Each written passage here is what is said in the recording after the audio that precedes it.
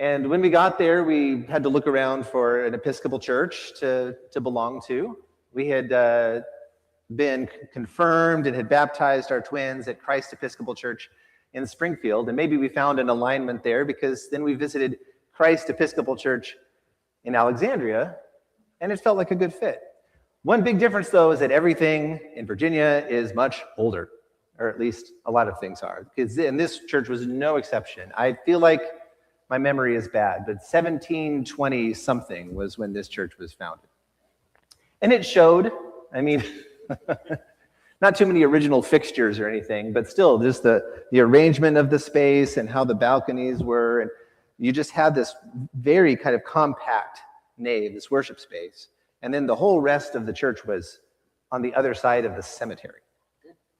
And a lot of churches have cemeteries, especially the old ones, but some of these really old churches have cemeteries right there. You're almost tripping over the tombstones on your way back and forth, including to go to the restrooms, by the way. So if you have twin 3-year-olds sitting in a pew, which, by the way, were those box pews with the doors on them that they used to rent. Aren't you glad we don't rent our chairs here? That was true. You had your own, it was like box seats at the stadium or something. And there was one of them that had a plaque with George Washington's name on it, and that was real. He sat close to the front. He was a good Christian. Sorry, you guys sit in the back. It's okay. Every seat's a good seat. And so we have like 3-year-old twins. At least we had this little, closed-in space where we could close the little door and we could let them play with their cards or their crayons and stuff. And we had them in a little pen with us. But if they had to use the restroom, especially if it was super cold or if it was raining or whatever, we had to go outside, walk through the tombstones and over to the other building and up the stairs to the restroom. So not convenient. But these old churches have a lot of stories, don't they? The older they get. And some of the stories are really weird. And this one in particular with the cemetery. What we were told is that during the Civil War, this was a very difficult place to be during the Civil War. This is Virginia, this is the Confederate South, and it's also in the metro DC area, so the capital is right there. So it's a very dangerous place to be, and somebody was looking, by this point, this was already a historic cemetery, which is funny to think, 1860s, in this cemetery, they're all thinking, well, this is a very old cemetery, we need to protect this. So somebody said, let's collect all of the tombstones and put them in the basement. Simple as that, right? Now, either the person who did the collecting of the tombstones forgot to make note of where they belonged, or that person might have been killed in action or something. We don't really know. Or the list that they made might have gotten burned or destroyed. Who knows? But then when the war was over and somebody said, hey, maybe we should take all these tombstones out of the basement and put them back. They're like, but we don't know where they go. It's like, it doesn't matter anymore. So that's true. They literally just put them wherever. And it took me a while to learn that story. So we're like, oh, this John A. Smith or whatever is buried somewhere here, but not necessarily right here. But it was 2019, was the spring of that first year in seminary, and we were still going to Christ Church. And Asher remembers that, right, Asher? Yep. Yeah. Well, he may even remember doing an Easter egg hunt at Christ Church in Alexandria. He was 3, but I bet he'd remember. And now they don't have a big, gorgeous yard like we have, a lawn to hide all these eggs in, which we'll talk about later. This is happening after the service. But you know what they did have? A cemetery. Nice. That was the entirety of their exterior grounds, was a cemetery. So we, after service, we came out into the cemetery and we set our kids loose to go amongst the dead, finding all these bright, colorful eggs. And of course, eggs, the whole reason eggs are a part of Easter is it's a symbol of fertility, it's a symbol of new life, right? So it did not escape us that these children were plucking life from the dead. New life from among the dead. Almost like Mary Magdalene and these disciples going to the tomb, looking for a dead man. And the angels say, what are you doing here? We're looking for a dead man. Well, why look for the living among the dead? Unless you're a little kid hunting Easter eggs, right? And here we are. What a beautiful picture. What a perfect, as funny as it is, as awkward as it is, what a beautiful picture of Easter. Now, for those of you who were here 2 days ago on Good Friday, I talked a little bit about how good is. The question is always, why do we call it Good Friday, right? We're gonna field that question every year. We'll just accept it. It was good for us. Maybe not Jesus' best day, right? Not a good day for him. He kept saying, "Not today, Satan, not today, Satan," and he's like, "Okay, today, Satan." That's Good Friday, right? And we have to sit in that and not treat it just as a setup for Easter. Because the death itself on Good Friday, for all of the theologizing and all of the intricate doctrine that we sometimes get fed with about Jesus dying in our place, and we really are the ones who deserve to be on the cross, but Jesus did it instead. I'll let you guys argue that out over coffee hour. But the bottom line is love. The bottom line is Jesus said that no one has greater love than this, than to lay down their life for a friend. He just gave us the key. We don't need a 1,000-page systematic theology book. You can read it if you want. Some of it's interesting. But he handed it to us and said, no, there is no greater love. This is the greatest love.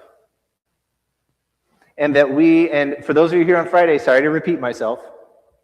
Sorry, not sorry. God created us in God's image. God has loved us with the greatest love from the beginning, with the greatest love there is, with the greatest love that is possible. But how do we get that in our heads? How do we let that sink into our hearts? We forget so readily. Or if somehow that love gets through to us on a Tuesday, we wake up on Wednesday and now we're just off to the races again. You're like, oops, I forgot. I'm loved. And that Jesus didn't die for me in spite of myself. Say, well, you're just a piece of trash, but I'm going to do it anyway just to show you how amazing I am. God has loved us because of who we are, because we are of God. Just like a parent loves their child. You are of me. Biological, adopted, honorary, doesn't matter. We are one. And I love you for that reason. Jesus did not die for us in spite of who we are. Jesus died for us because of who we are, to show us that we are loved with the greatest love. That's Good Friday. That was 2 days ago, 3 days ago, depending how you count. And if death is what shows us love, and if we fully get it, then why didn't it stop there? We talk about the Gospel of Mark, how the oldest manuscripts of Mark really did kind of stop there. Jesus was dead, book is done, thank you for reading.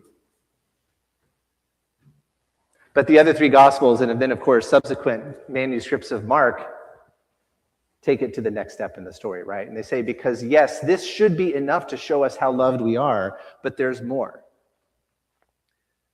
And so maybe on a day like today, like Easter Sunday, we have to ask ourselves, is our faith based on the power of love or on the love of power? Power is what we're confronted with. We're confronted with the depths of love and how far love will go to prove itself to us on Friday. But then comes the power. Now, a case that I was making on Friday is that, yes, Jesus did this out of love for us, but some of us disciples have taken that moment and chosen to use it to convince us that we are worthless. And sadly, I think that is the majority of Christian teaching throughout our history, is to say, We are worthless, and it's only because of what Jesus did that we're worth anything. That's power, but it's a love of power. And that's the power that most of us have been confronted with, and that's why that word power feels a little bit gross to us, doesn't it? We think power monger, we think power trip, we think power move. Love of power. We have been oppressed, we have been objectified by power so often that we just don't kind of even want to touch that word. We want to be humble and say, no power for me, thanks. Until it shows up and it's on our side. Once in a while. We see power on our side, and then we start rooting for it, and we can catch ourselves sometimes say, whoops, I was opposed to that kind of power a month ago, or a year ago, or an election ago. What happened? So we have this very uneasy relationship with power, don't we? But God knew on Friday, Jesus knew on Friday, that the greatest expression of love possible in the universe was still not enough. And why would that be? Because God gave us that for us to receive, but that's only half the equation. We are not mere recipients of love. We are meant to be conduits of love. And if we're going to receive, if we're fully going to grasp, and we're going to receive the gesture of the greatest love in the universe, and then pass it along, we're going to need some power to do that. We're going to need the power of the Holy Spirit working in us. Although that's 50 days from now, so stay with me. We can't just receive it and then sit down and say, I'm done. We have work to do. Because we cannot absorb that kind of love without then looking around us and saying, oh, well, what about her? What about him? What about them? Do they know that they are loved with the greatest love imaginable? Do they know that God loves them because of who they are and not despite who they are? I have to help them. And maybe in the process, they can teach me a thing or two as well.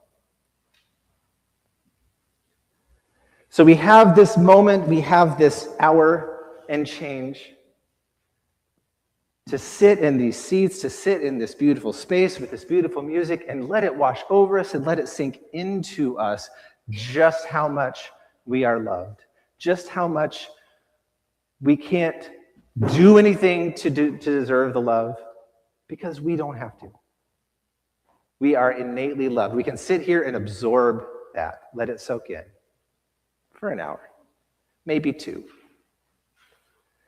But as soon as we stand up from these seats, as soon as we go out these doors, if we're getting it, we will be compelled to show the world.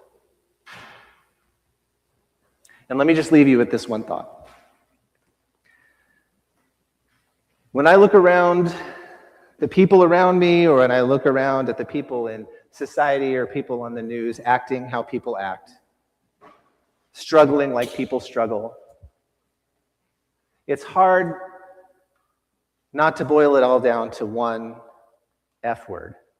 It's a 4-letter F word. Don't worry, the word is fear. Fear. Everyone is afraid on some level. And I try to remember that when somebody pulls a crazy move in traffic or cuts in front of me in line or whatever. I try to remember fear has a grip on us as a species. Well, what are we afraid of? And I think we're tempted, when we actually are at least honest with our own fear, we're tempted to think that we're afraid of our weaknesses, we're afraid of our flaws, afraid of our faults, afraid of messing up, afraid of letting people down. But I don't know that we're afraid of our weaknesses.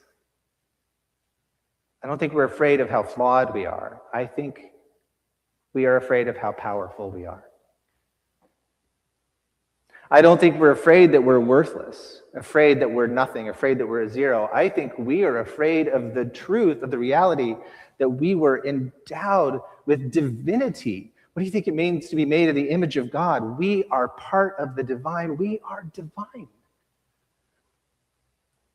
I am not God. You are not God. We are of God. And what does that mean for me? What does that mean for how I can live my life and the difference I can make out there? I am powerful. You are powerful. And that is scary. So as we go forth from this place, as we proceed into Monday, as we proceed into Eastertide and all that holds for us, when we find ourselves holding back, when we find ourselves gripped by fear, I'm asking you to consider, am I afraid of my weakness or afraid of my power?